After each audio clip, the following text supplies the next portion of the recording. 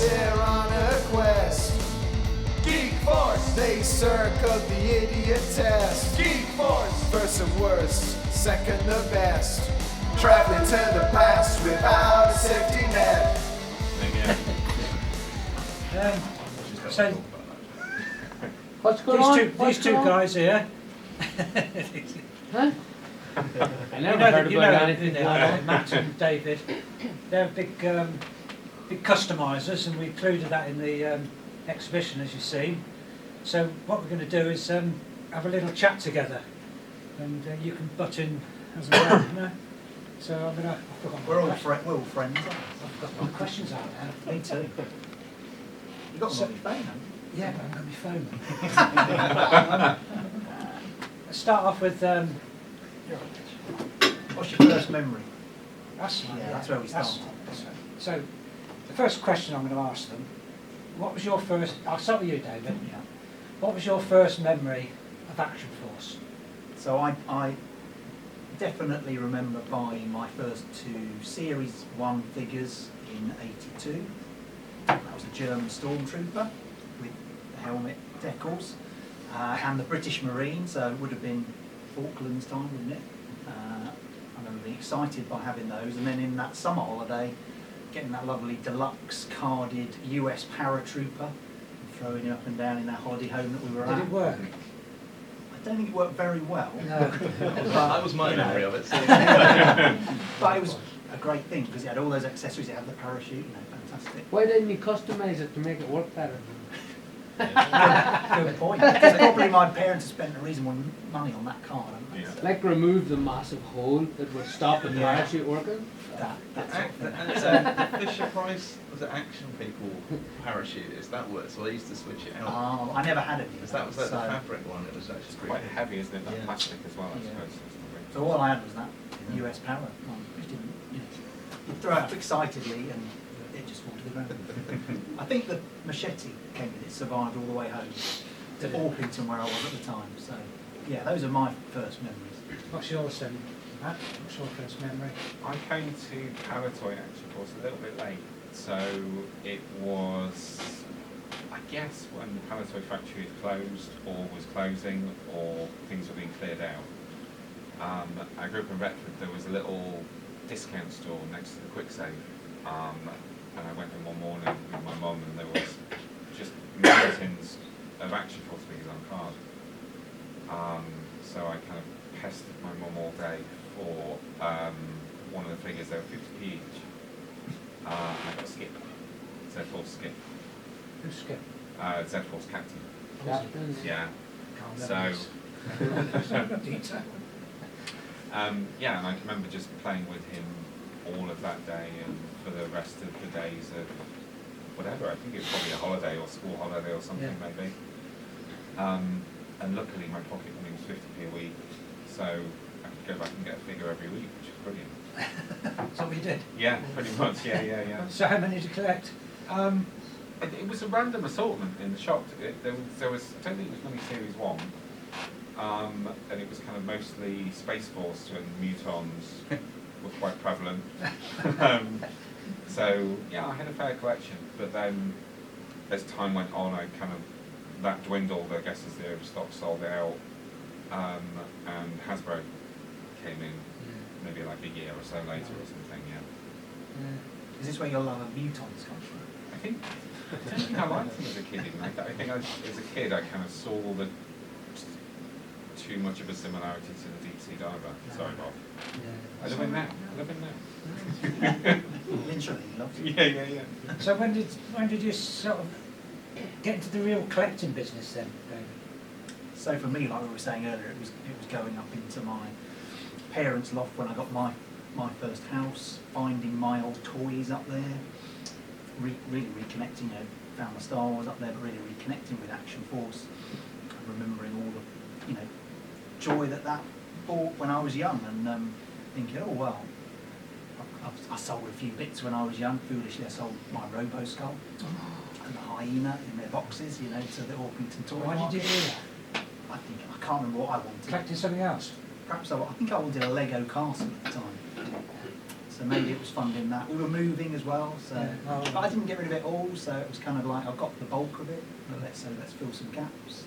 So from there, sort of found Blood for the Baron website, and that was a great community. Not something I'd come across before. No. It was a great resource to fill those gaps, and then took me to get to know, not physically, lots of other people that shared the same interest there, but Yeah. we shared some good banter on there and good times, I think. So Yeah. Is that the same for you then? You came to it when you started growing up? Yeah, I don't think I'd have ever stopped buying it if it wasn't been for my mum. Sorry, I'm going to tell the story again. I collected Palitoy, obviously, then moved on to the Hasbro stuff. And I got the Havoc one day from Argos. And I think my mum, when I got it into the car, she was like, "You're getting a bit old for this now." So, yeah, it kind of like felt a bit sad and disappointed, and then, yeah, it probably was. So I probably wouldn't have ever got out of it. I think I got a few bits when I was at university. Just magazines started to appear, as you were talking about, with adverts in the back, so you could kind of send off for them and do stuff like that. And eBay was in its infancy at the time, so I kind of got into it there, and it wasn't until a little bit later I joined the Baron group, and they were, well, it's not fun now, but they were fun times. It kind of in its infancy for me, I suppose, as a collector, finding other people out there that were into it and So joining it. when did you say, I don't like this Palitoy stuff, I'm going to design my own? What I wanted to do was take the love of Palitoy, because you didn't make enough for me as a child, and just kind of naturally extend it, I think, isn't it? I think there's a way of it, really, I What was your suppose. first one? Well, my first one was when I was younger. First custom, I suppose, was because of the whole Baron was now Cobra Commander. I had a Robo Skull and I painted it blue. Painted blue?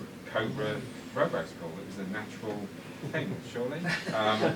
Cobra Skull. A Cobra Skull, yeah. That was it. But I suppose first one was when I joined Blood for the Baron, and I did a Hiss 2 in red. So it was like a new hyena, I suppose. Yeah, that was my first one. What was your first one then, David? I think I did some, simple like figure conversions to start with. Paint a helmet here and there, and just try and create something different. I think one of the early ones was I did, Eagle without his gas mask on. I did an SAS Captain, I remember. I did a shadow wing using the Have you still got this? AF5 sort of thing. Yeah, they're like my children, my costumes. I can't bear to be without them or sell them. So, yeah, I counted them because someone asked me the other day on the Facebook group how many figures I've done. And I've done about 150 custom action force figures now. So, yeah, which I started in about 2010 when I found Blood for the Baron, and I was out of work at the time, so it was a really nice therapeutic sort of hobby, connecting with something that was from my childhood and taking it in a different way, as Matt said, and filling gaps in the range. Palitoy's range was so short-lived, there's lots of opportunity to take it on further. So how do you go about starting a custom, doing it? I look at what I've got, I suppose. So I've got lots of things I've bought over the years, as I'm sure Matt has, that you think, well, that's got a certain look I can use for the enemy, or a certain look you can use for Space Force, and store that away. And so I'll pick one of those up and I'll go, okay, well, what am I going to do with this? What other parts have I got are lying around? Because I'm a hoarder of parts, as I'm sure Matt is. Yeah. Recycled parts, it doesn't have to be a toy part, but could be a vintage toy part, could be a modern toy part, could be something that's just available in shops that you can just modify it together to make it look slightly different from the original, but in a way that sort of visually fits what the Palitoy range was. So my instinct is to try and give people almost like a double take when I finish something, to go, well, hold on a minute, did they make that? Yeah. That's what I like, kind of get sort of a kick out of that. So you've gone even further, haven't you, Matt? Yeah. Your You're 3D printing them now. I am. I'm knocking things off. You're knocking things off. Yeah. The true spirit of Yeah. Yeah. I suppose lots of similar things to you in terms of that. You know, lots of obviously people making customs. You know, Mark Elster and Russ Nifton and Andy Flood and lots of other people. So I don't need to be, you know, anybody I've missed out. Sorry, you know, not any meanness or anything.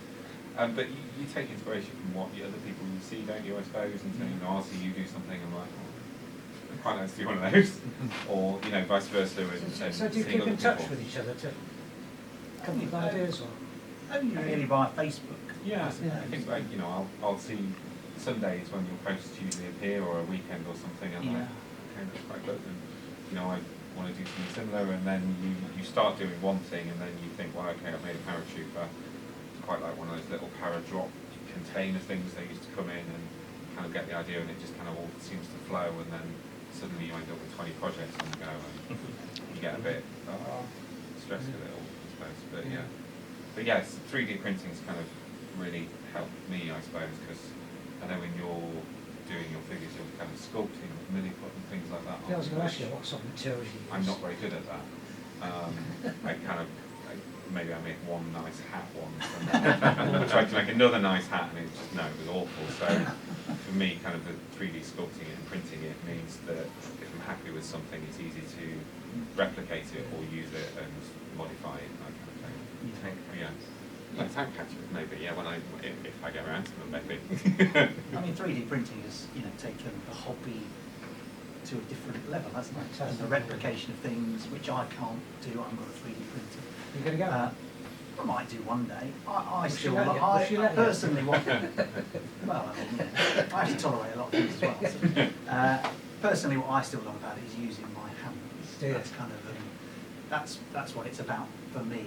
You know, when the Space Force one in the corner cabinet, you can see the two figures that I was trying to make. So this is a two-man vehicle. The one's finished, the one's part complete, which I put in here just so you can see the modifications made to a deep sea diver figure to try and come up with a sort of, I think it was a Space Force explorer, sort of astronaut. So I'm using those milliput and bits of plastic card and odds and ends that I've got around the house to make something different. Whereas obviously Matt can then take something and replicate that a lot, which I'd love to do, I suppose. But, I suppose for me, because I'm quite anal about it, I don't mean because I make something that I love so much, so it's brilliant, and I have to love more.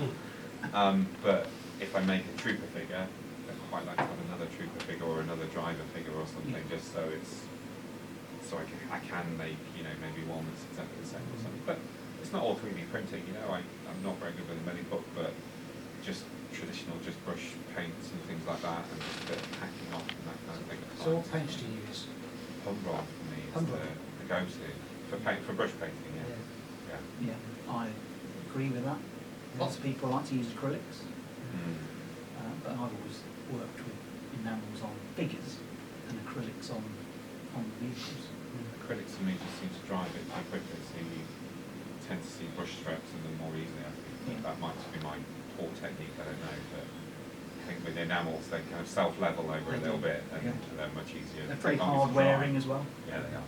Yeah. I'm going to throw it open. Anybody got any questions to ask these two guys? Ron. Have you ever, because you were talking about the reasons of why someone makes a custom, I myself made a custom once, which was the Bombardier figure, because it had not been released. Have you been in that position where you've seen these reproduction images and thought, you know, I have to have that. They didn't finish it, I'm going to finish it. Yeah. I've never felt that way. I never made Special Weapons Force. A lot of people, when that came out, made Special Weapons Force. And maybe I should go back and do that. But what appealed to me was just extending the teams that were actually in production, I suppose, rather than adding. Because I know I can only really do. I'm only interested in maybe one or two of each thing. So I don't really want to have to make loads of Special Weapons Force to make the amount of team, figures in a team that I've got for the others. So that's where I was. No, Special Weapons Force I think kicked it off for me when that kind of news broke, I suppose, in terms of, you know, the Bombardier figure had been around quite a while, hadn't it, in a mystery form, and then, you know, the pictures from Rumours and speculation. V&A kind of expanded the team with Boffin and Lightning and Vixen and Sniper, and I think that's kind of where it kicked it off for me in terms of wanting that force. But then, yeah, seeing other things that Bob shared with us, like the Red Shadow Officer, which I kind of had a go at, and Mamba Man characters from the comics, you know, which I'd like to do more of, you know, that didn't make it into the toys, and the lovely Space Force pilot pictures. You can do that one. I'd like to, yeah, I'd like to have a go. I don't think I'm going to be any good at a lady figure, but Going to do the cat and dog. I'd genuinely love to do the cat and dog, to be honest with you. Yeah. That's the next I three would. rollouts sorted, then, isn't it? So, the fur is going to be awful, sorry, but yeah, I'd like to have a go at it. And the transport. Transport is kind of what I need to tick off the list, yeah, I keep coming back to that, and maybe Christmas, maybe I've got a week off at Christmas, maybe I'll try and get it sorted. Any insights into painting joints and articulation points just to avoid paint I don't. wear? Don't paint joints.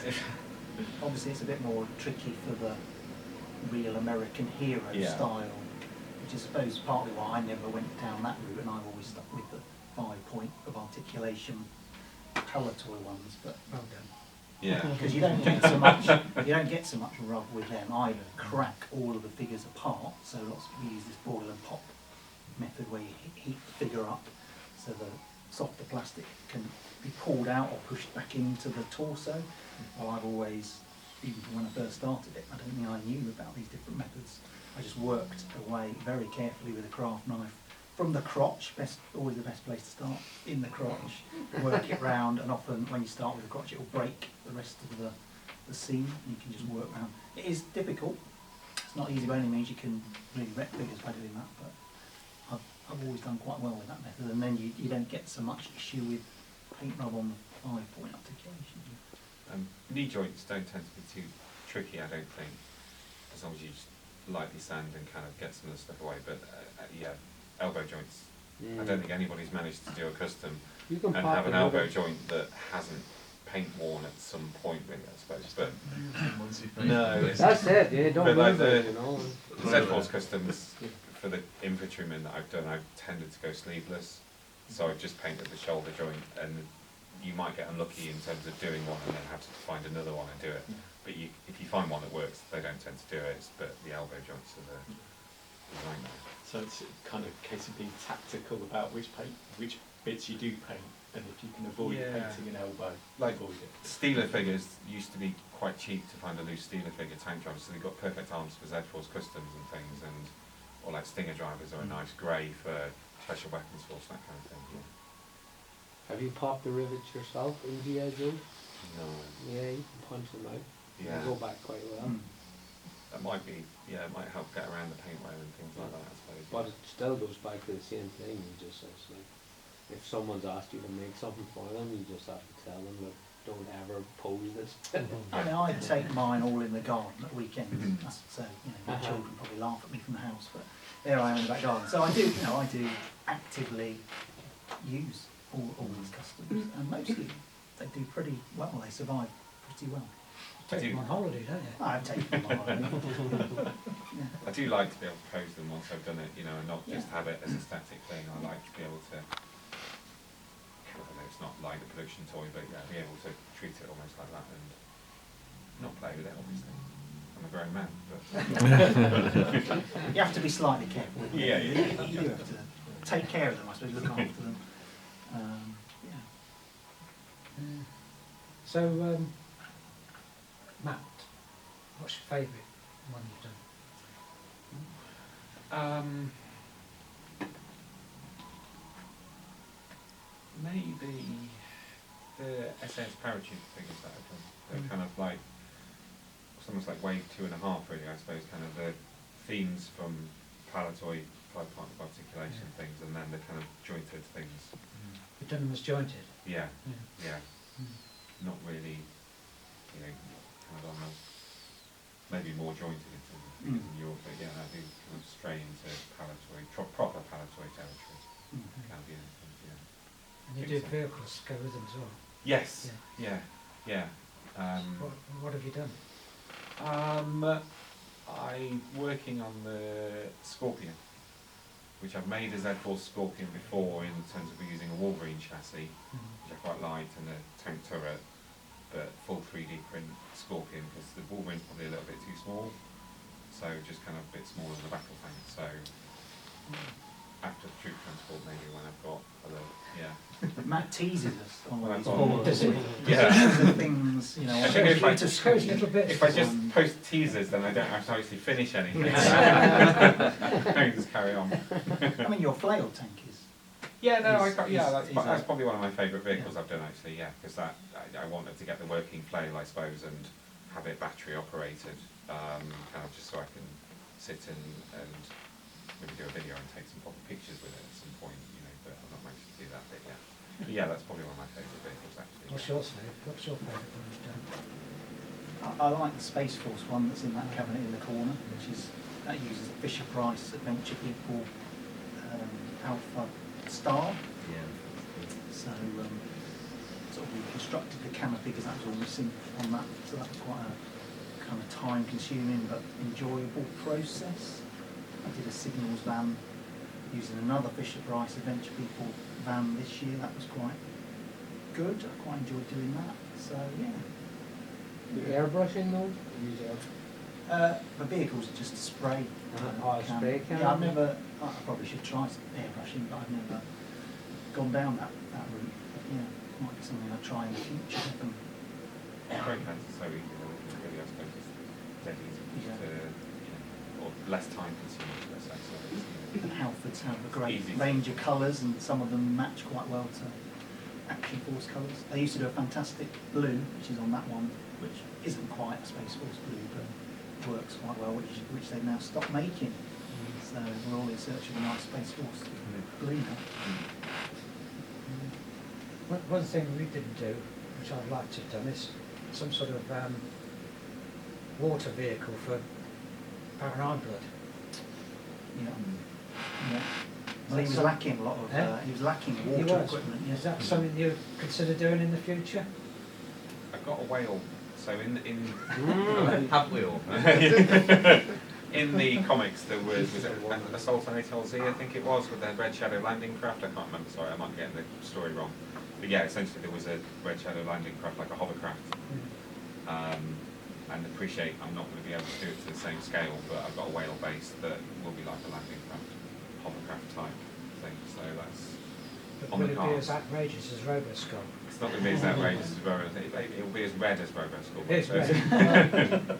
Just a point on that though, would that go past like HSE, health and safety, for someone wearing a massive iron mask? It will. I mean, Scooting about in a water vehicle? there may be some Rusty. shadows dangerously close to the pans as well, in case they get sucked in there. You don't sign up to the Red Shadows with health and safety. You need a buoyancy hammer. Yeah. Chad Valley, Chad May made a good submarine They did, in the last yeah. few years, and I think someone's done a Red Shadow Yeah. version of that. I remember seeing. They've done a great riverboat as well. It was on Yeah, eBay recently, that exactly. boat. I don't know who Yeah. got it, but I seen it and thought that's Yeah. cool. I've got a moray. I'll do it at some point as a Red Shadow boat. Yeah. That's in the loft somewhere. What about one with a skull? Well, maybe. I always thought some of the Cold War era helicopters, the Russian ones, you know, Yeah. like the Hives, imagine that with a skull on the front, Yeah. that would work Yeah. quite well. But not necessarily a human skull, you think about Yeah, horse that's right. skulls, the Yeah. more elongate shapes. That's right. Yeah. Work really A well. shark skull. The key is being able to sculpt or print, I suppose, something that's going to do it justice. I'm not sure my sculpting skills are quite good enough to make a skull. Kraken skull. Maybe. A kraken skull. That's interesting. Yeah. There we are. Postpone the school. Well, yeah, space transport can be another year down the line. That's fine. Just take the hot tuna logo, stick it on the side. Johnny? I think the main thing about doing customs is it's good fun. it's a good release, isn't it? Yeah. Other people get some enjoyment out of it as well. Yeah. What do you get out of it? It's just freedom, really. Is it? Creativity, freedom. Completely not what I do at work. So it's just kind of numbers and all that. It's very straight. So It's nice after staring at it. I know I go home and stare at a computer screen sometimes and design things, but yeah, it is nice to switch off at the end of the day and not look at the screen and just do something with your hands and paint something and put things together. It's quite nice, quite relaxing. And I know my other half sat at the end will hear me cursing from upstairs at things when things go wrong. But apart from those bits, yeah, it is quite relaxing and calming. Yeah, it's quite nice. Yeah. I think you also have to go through a thought process, don't you? When you, Yeah. you know, so it's about that as well. It's about overcoming things that do go wrong, isn't it? And making the best of it and recognising that things do go wrong. And that's Yeah, okay. Yeah, so What do you feel about it all? I was going to ask Greg that. Greg was a great sculptor, wasn't you, Greg? Well, yeah. I suppose, you know, You were. We need a What? skull for a boat. that's, yeah. Captain Zargon, that head was brilliant. Yeah. Well, I did enjoy doing that. That was Can you feel what the joy they get out of it, same as what he used to get? of course I do, yeah. I mean, like I said, the thing that stopped it with me was computerisation, 3D printed, all the rest. I mean, all the stuff you've talked about so far, I can see in my mind how I make it. And there was a comment I posted, I think it was on one of the YouTube channels, that looking at what they do now and what I would have liked to have seen if I'd have stayed in action, of course, was very sort of stylised, forms, not sort of squared stuff, which is far more expensive. But I mean, from what you're talking about, I mean, you can achieve things like that by doing masters, and if you know anybody who does vac forming, you can use those as the shell and work up for those. That's the sort of thing that I was involved with. One thing I would say is, you've mentioned Milliput a few times. It's a much better material. Yeah. You can get it in this country. I used to go over to the States a lot, and I used to buy some of these materials while I was over there, which are far more exciting than in this country. But if you can track down Magic Sculpt and try that, it's a much softer material, and you get a far nicer feel as you're sculpting it. Because it's quite hard. Yeah, it's not dries quite quick. Yeah, well, it's. Well, I'll give you another tip then.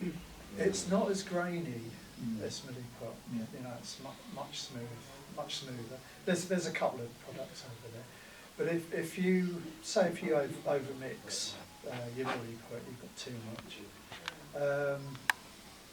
Stick it in the freezer. Stick your spare in the freezer. If you're going to go back to it in a couple of days, it's still usable.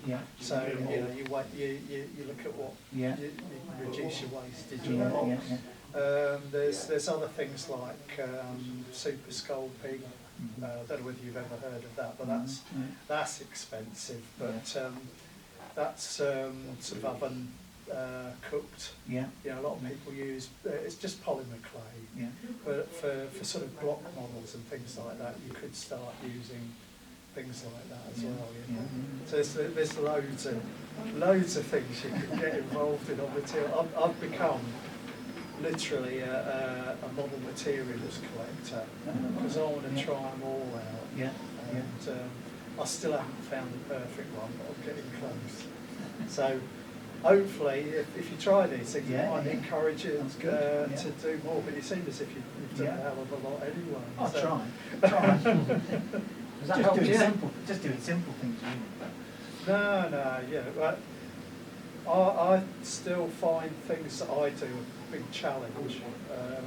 I'm doing a figure of, well, it's a relief figure of a statue.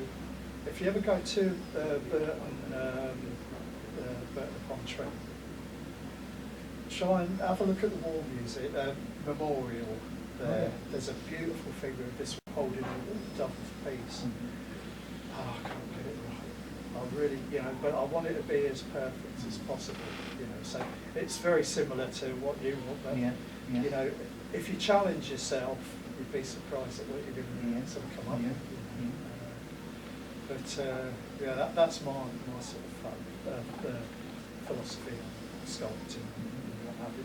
But I'm very jealous of these guys because although you have the pressure of budgets, which we've always had, the actual enjoyment of creating and all this stuff really, apart from copying the uniforms, it's unique stuff, and it can only belong to you, and that's a great sort of thing to push you along. Yeah, that's one of the things that's enjoyable about it. So I'm going to shut up now. Well, thanks for those little pearls of wisdom, Greg. You're going to be taking that in, will you? Definitely. Yeah. So what's your next project? Go on. I think I've already, You mentioned it, yeah. mentioned it, the Yeah. Z4 Scorpion and Yeah, the so- space transport, I'd like to get finished. So do you think this little hobby has made a difference to you as people? Yeah, I think so. I hope so. I think it's got me through some difficult times. Has it? Yeah, definitely. And yeah, it got me. I got back into it during COVID lockdown, so that was an odd time for everyone, wasn't it? But I refound that, and that was important to me. So.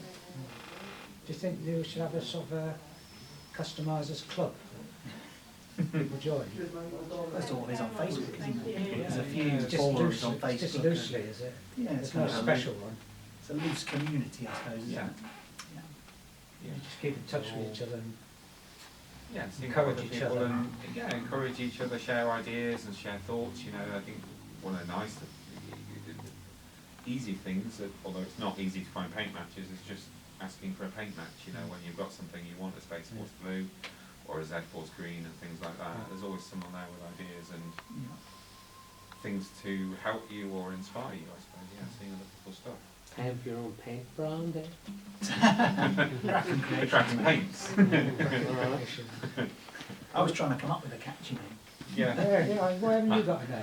Well, I don't know. But it's Palitoy Fantastic on Instagram. So Oh, is it? that's all right. That's I've fairly done catchy, I isn't still it? think Iron Bullet Incorporated. My suggestions weren't very helpful. Well, yeah. What was your suggestion? Gloss with Gillis, but I didn't appreciate it wasn't a serious suggestion, sorry. Oh, we go. You need a name, David. Yeah, I need a name. Names are hard, coming up with names of figures and vehicles. Yeah. That's quite hard in itself. Do you get a lot of requests for work, like people saying, can you make this for me? Can you make this for me? Only ever once Seriously? in all these years. Wow. Surprised. That's surprising. That guy, Everybody's making lists now. Anybody else got any questions for them? When you 3D print, do you have a preferred material to use? Because I know that there's some that are a bit more pliable now, aren't they, and bendy, or because it was a bit rigid when it first started. Yeah. Wasn't it? So, I started, my first 3D printer was like essentially one of those, a filament printer, so it was melting plastic, but it does leave those layer lines on it, so I quickly moved to resin when that was, it came in. So the Seriatech resins are amazing from my Elegoo satin printers, if anybody wanted anything like that. But yeah, you can get all sorts of different ones. So you can get hard ones that will stand you screwing and drilling into them. You get flexible ones, so you can print now flexible parts, so wheels and belts and kind of things like that are all accessible. Yeah, Seria is my favourite. How'd you get undercuts? Supports. See, that's the thing. Support's a thing for me. So where you had the issue where you couldn't do anything, I just have to add another support. So if I've got something coming back up again, for example, because I'm printing it upside down, then just like that, for example, there, I would just add 1, 2, 3, 4, 5 supports maybe, or something like that. And then if there was something else coming off here, more supports on that side. So it's just, yeah. So it starts out, it doesn't print in thin air really, I suppose. So yeah, it's To build it upwards. yeah. Yeah, it's a bit tricky. Although- Well, frustrating if you printed it for 6 to 7 hours when Yeah, you it's look not at it. worked. So you leave it overnight and get up in the morning and Yeah, it's not worked. yeah, that's a bad day. That's when you're swearing and then Ollie's Yeah, upstairs. I don't know anything doesn't work. All the support material cannot be recycled, or No, that's gone? unfortunately not. No, it doesn't use a huge amount, to be honest with you. You know, if I'm printing like a figure, you know, the support material is maybe 10 mil, 20 mil or something like that. So, you know, resin can be quite expensive, but it's not a huge amount. But yeah, it does lead to waste, unfortunately. So how much would the Red Shadow Officer cost to actually make? Can't you Well, I reckon that you'll probably divulge use that? it. Can't you divulge Are you that? suggesting that I should genuinely the most expensive part of the Red Shadow Officer is probably the magnets that hold it together. It's Oh, got of 2 course, in yeah, each joint, yeah. and while you can get cheap magnets from Amazon, Yeah. they're not always so great. So magnets in terms of materials come first, then the resin. The resin's not that expensive, but it's time and painting. You know, Is it? you help me paint them, don't you? So they're it's time introduced in it. So you couldn't 3D print a figure like a Hasbro figure and have it go together You like that. could. I was looking this morning tricky. actually on the way in here. Someone has made. I don't know if they've designed it. I think it looks like it might start from a scan. The scan's not quite there in terms of scanning technology Right. to get something nice that you don't have to spend ages cleaning up. But yeah, someone 3D printed a Hasbro Storm Shadow figure and a similar style Boba Fett figure, so like a real American hero style sculpt. I think it works, but I think the problem is that the resin just may eventually rub and you'll get paint wear on things and I don't know, I've not got confidence that it would be hard enough for it not to just turn into a bit of a floppy, droopy thing. Yeah, But I'm sure it'll happen at some point. You know, the resin technology and printing technology is improving all the time. But it's not really my thing, I suppose. You know, stick with the What do you straight know? arms. Yeah. Like we did Yeah. in Yeah. your Star Wars. Yeah. Well, it was there, wasn't it? So, any more questions for these guys? You said you've added to the forces that exist, and you mentioned about the Special Weapons Force. If you could design your own force to add to it, what would you add as an extra force for Action Force? Other than, obviously, we said Special Weapons, something totally new. The Lord of Ether We're both going to An probably Air say the Force, same wasn't thing. it? Yeah. Air Yeah. Force, I think. was a concept, I suppose, wasn't it? That was never. I think that was Got what they were forward, looking at, but- wasn't it? Yeah. I think I called it Sky Force or something. Air Force is a bit too obvious, but I do quite like it. But yeah, it'd be, you know, Sky Patrol. yeah. Lots of nice blues, maybe lighter blues than Q Force. and- That's the struggle, I suppose. What the colour scheme would be. Isn't it? I know your Sky Stripe looks amazing in silver Silver, and green, yeah. isn't it? I think Silver you've got and some green green, yeah. highlights. I was thinking kind of white anti-flash, like Yeah. the nuclear V-Force kind of thing, or something like that. I suppose I don't know. Yeah. There you go. Anything else? Have you just toyed with this vacuum metallization process, the electrodes and chrome, and have you dabbled in any of that? No, No, It's pretty hard. I'm not into chroming. I love chrome things. Looks good when it's done. yeah, I saw a toy Palitoy, I think, did a video, I think, where he was given or he had, I'm not, he was given, sorry, he had a couple of different machines he was toying with, and some of the results looked really, really nice, but I think it looks particularly tricky to get right. Not Yeah. easy. Really needs to, for chroming, it's like the R2D2 on the, X-Wing. It has to be in ABS, Yeah.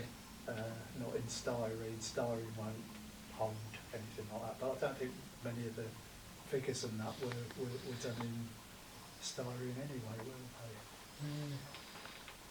I don't know.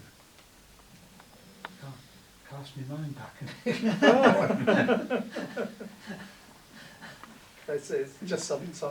But if you want a little bit, it says those German Molito pens.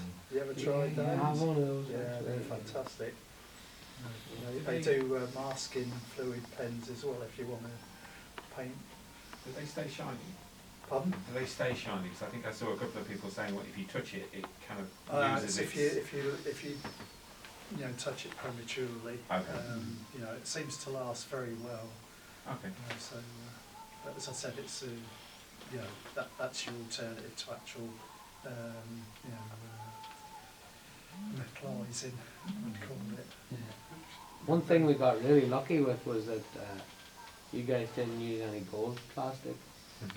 There are other lanes that use gold plastic, and now it turns to dust if you touch it. Transformer. Yeah. This gold plastic syndrome. Yeah.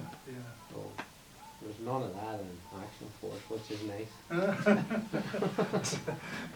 It would have been on a cat Another era. feather in the Yeah, the cat here, The year of the cat. the gold cat. Any more? Any more questions? Any more? So Right. any Greg's got one. idea of you do any sort of knockoffs with silicon rubber moulds and things like that? No, maybe I should. I do make reproduction parts, which I know Yeah. Star Wars collectors can be unhappy about. Well, some Star Wars, not all Star Wars collectors, but Action Force people tend to be more relaxed about it, and I do try and make it. Well, if you've got it in hand, it's easy to tell anyway. But it's 3D print versus an actual injection molded piece. It feels different, looks a little bit different. But it's more not just the reproduction parts; it's just more the alternate parts that you can do, like like a little tank hatch maybe or something. If that ever happens to me. And that's the great old technology that is. Right. Shall we wind it up? Yeah. Yeah. Well, I'd like to thank these two guys. Thank Greg for coming, giving his proposal wisdom. And Brian, who came along earlier, who designed the sea line and things. And I'd like to thank Jim Marshall from Blood for the Baron, who did a great job for the panels, which really made that room look stunning, I think. But Matt for supplying the toys. Dave supplied Action Man, because I haven't got it. And both of you supplied some fabulous customs, so. Been a pleasure. And Thanks for creating Action Force. well, it wasn't me, it was a team effort. But, it was marketing's idea in the first place, but we had to make it work. So I thank you lot for coming. I'd like to thank Geek Force for coming over, because I've been sent to see them a couple of times. And hopefully I'll be seeing what they've come up with soon. And you never know, we might be putting on a show of that, maybe here, I don't know. We'll think about it. So have a good trip back to Ireland. And everywhere else. Where's everybody come from? You came from Northampton. Northampton? Local to You're local, aren't you? Yeah. You're local? I'm Leicester. Leicester? Swansea. Swans? Oh, we've had somebody Welsh. I'm not Welsh, but I'm Welsh. yeah, it is. We haven't had anybody Scottish. No. I'm half Scottish. That Scottish name, Brechin. So we'll wind it up. Carry on looking around the exhibition. Keep chatting and keep collecting. Thank you, Bob. Thank you.